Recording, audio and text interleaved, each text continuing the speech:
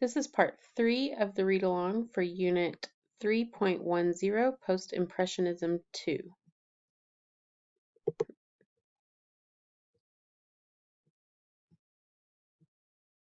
Two Post-Impressionists.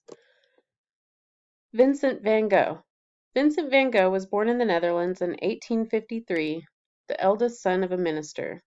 At 16, he left home to work for an art dealer. He then tried teaching and ministering to the poor, but nothing seemed to suit him. At 27, he found his passion, painting. His first major painting was The Potato Eaters. In 1886, Van Gogh moved to Paris to live with his brother Theo, an art dealer. In Paris, Van Gogh met Degas and other Impressionists and befriended Gauguin. Van Gogh experimented with bold colors and also studied Japanese prints and their innovative use of color, line, and perspective. So Van Gogh's born in the Netherlands in 1853. He's the oldest son of a minister or a preacher. And at 16, he leaves home to go work for an art dealer. After that, he tries teaching and ministering to poor people, but it didn't seem to suit him. And then at 27, he found his passion, which was painting. His first major painting was The Potato Eaters, which is this painting here. In 1886, he moves to Paris to live with his brother Theo, who's working as an art dealer. And while he's in Paris, he meets Degas and some other Impressionists, and he makes friends with Gauguin. Van Gogh experimented with bold colors and also studied the Japanese prints that we've talked about that were so popular with the Post-Impressionists. So here's The Potato Eaters, his first big painting. And here is Wheatfield with Crows. It's very different. In 1885, when he painted The Potato Eaters, his painting is dark and earthy, and it's a scene of peasants at their humble meal. So again, it's one of these scenes of everyday life that the Impressionists were all about. But then by 1890, 5 years later, he's developed his own personal style that we all know and love, with these bold colors and energetic brushwork.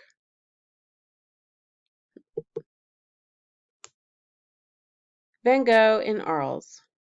Even though Paris was the acknowledged center of the art world at that time, offering unsurpassed collections and the chance to meet with other artists, Van Gogh was never happy living there. In 1888, he headed for the south of France and rented a small yellow house in Arles where the landscapes and the light were just what he hoped for. He was filled with ideas of what to paint and worked day and night. For days on end, he hardly took the time to eat or drink. Like Gauguin, Van Gogh was more interested in using colors as a way to express his emotional response to a scene rather than just using color to make a realistic copy of a subject. His energetic brushstrokes added an element of intensity and movement to his painting. So, Paris is the place to be if you want to be an artist. It's the center of the art world at the time. There's collections that are unsurpassed, meaning that they have the best collections in the world. There's a chance to meet other artists because Paris is like a hopping city. It's the place to be if you're an artist or you want to be an artist. But even though all of that is true, Van Gogh just didn't feel happy there. He didn't feel at home there. And so in 1888, he goes to the south of France and rents a small yellow house that he lives in and uses as an art studio. The landscapes and the light were exactly what he was hoping for, and he was so invigorated and excited and filled with ideas of what to paint that he worked all day and all night and sometimes didn't even take the time to eat or drink. Like Gauguin, he was more interested in using color to express his emotional response to a scene rather than just using it to make a realistic copy. His energetic brushstrokes added an element of intensity and movement to his painting. So his brushstrokes are so energetic and so kind of full of life that you really get a feeling of movement in his paintings. And here you can see a painting of his bedroom in Arles, where he slept when he lived in the little yellow house. And here he did a painting called Gauguin's Chair, complete with pipe, while the two artists were housemates in Arles. So this must be where Gauguin liked to sit, and that was his smoking pipe that he left on the chair, and Van Gogh created a painting of that as well. Wheat field with crows. Van Gogh's unhealthy work habits, poor nutrition, loneliness, and troubled moods compelled him to leave Arles. He moved to Auvergne in northwest France to be near Dr. Paul Gachet, a well-known physician who treated cases of depression. On days when Van Gogh felt well enough, he packed his art supplies and walked to nearby fields of wheat that seemed to stretch as far as the eye could see. To make the painting Wheatfield with Crows, he set up his easel at a point where a path branched in 3 directions. So, even though he felt like he got a lot of inspiration from Arles and he made a lot of work there, he had unhealthy work habits because he was working day and night, poor nutrition, he wasn't eating well, he was lonely down in the south of France, and he had troubled moods, and all of this made him realize, you know what, I need to move to Auvergne in northwest France so that I can go see this doctor, Dr. Paul Gachet, who is a physician who treated depression. So while he was staying there, on the days where he felt well enough, he would get his art supplies and he would go out and he would paint these wheat fields. And so to create this one, he's standing at a place where a path branched in 3 directions. So you can see a path, part of the path going this way, part of the path here, and part of the path there. And then this is all the wheat that was growing in the fields, and the little black birds are the crows.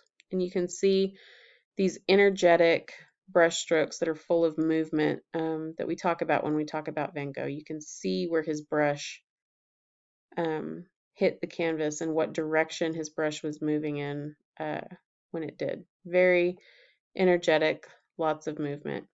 And here's a painting of Dr. Paul Gachet. Van Gogh's color and brushwork. Van Gogh painted Wheatfield with Crows in the last year of his life. He laid down slashes of blue-black to convey the ominous sky, with swirling light blue brushstrokes for the low, roiling clouds.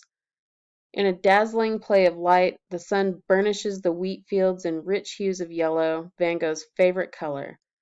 He placed the vibrant blues and yellows next to each other to intensify the effect of each, with the paint laid down as thick as toothpaste. So, this painting was made during the last year of Van Gogh's life.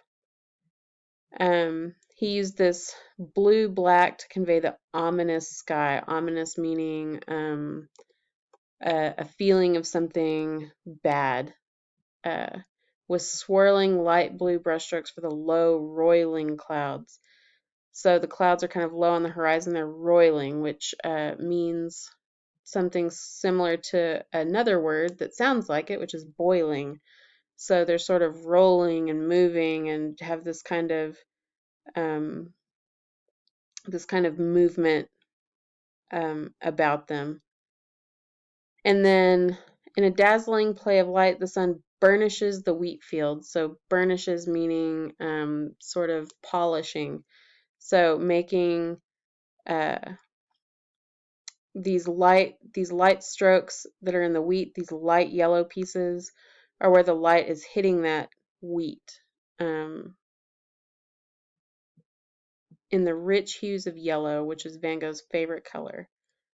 He placed the vibrant or bright blues and yellows next to each other to intensify the effect of each. So the yellow next to the blue intensifies the blue. It makes it look more intense. And the blue next to the yellow makes the yellow look more intense. And this paint, it's hard to see on here, but this paint is laid down as thick as toothpaste. It's very textural, very, very thick globs of paint.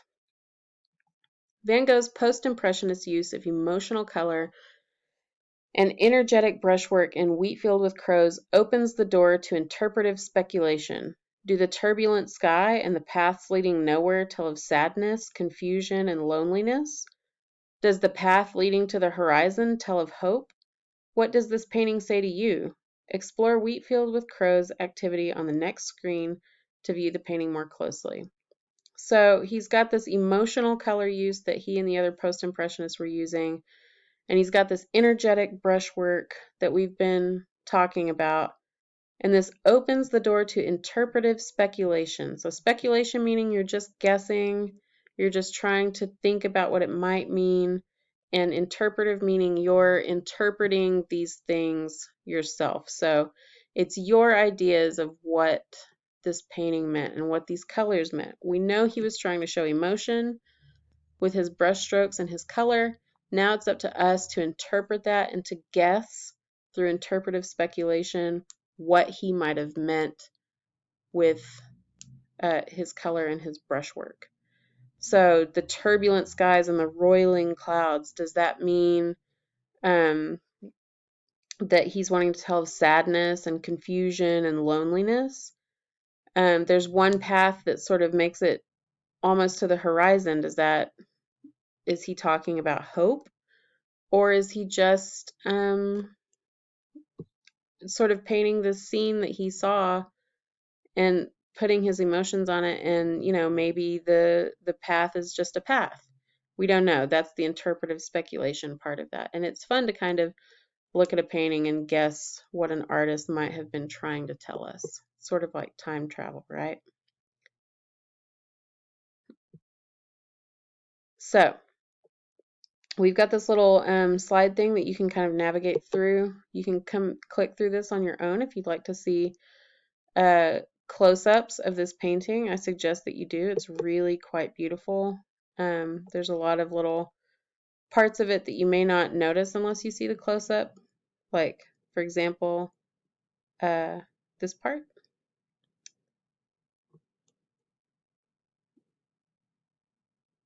And we've got some nice little